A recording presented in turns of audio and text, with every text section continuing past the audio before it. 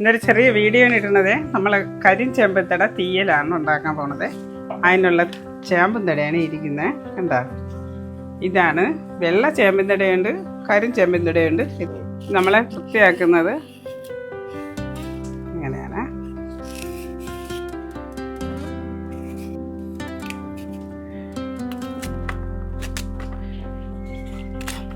ചേമ്പന്തട തീയലിന് ആവശ്യമായ സാധനങ്ങളെല്ലാം ഉള്ളിയും ചെറിയ ഉള്ളിയും ഇത് ചേമ്പന്തടയും കൂടെയാണ് എടുത്തിരിക്കുന്നത്. അത് നമ്മളൊരു ചട്ടിയിലോട്ടിട്ട് പുളി വെള്ളമാണ് വീത്തണത്.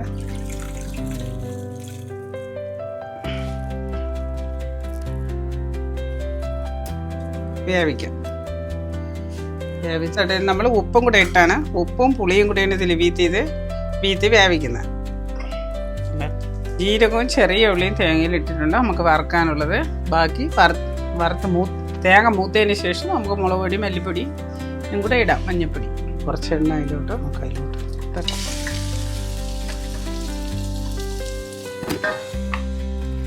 തേങ്ങ മൂത്തിട്ടുണ്ട്, നമുക്ക് ആവശ്യം കുറച്ച് മഞ്ഞൾപ്പൊടി, മുളക് പൊടി എരിക്കനുസരിച്ചിടാം. ഞാനിപ്പോൾ ഇവിടെ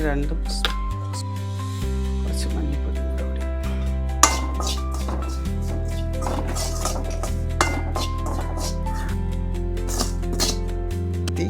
വെള്ളം വീത്താതെ ആടി.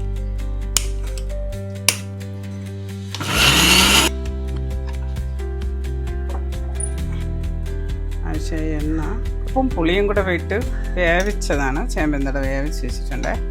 ഇനി ഇത് കടുവറുത്ത് നമുക്ക് ചേർക്കാം. ഈ അരപ്പ് ഇതിലോട്ട് ഇടാം.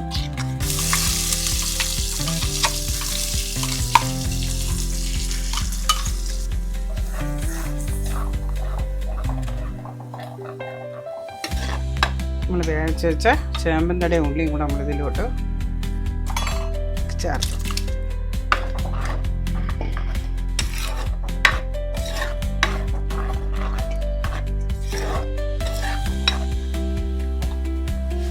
ചേമ്പന്തടയും ഉള്ളിയും കൂടെയുള്ള തീയൽ റെഡി ആയിട്ടുണ്ട്. ഇഷ്ടപ്പെട്ടവർ സപ്പോർട്ട് ചെയ്യുക.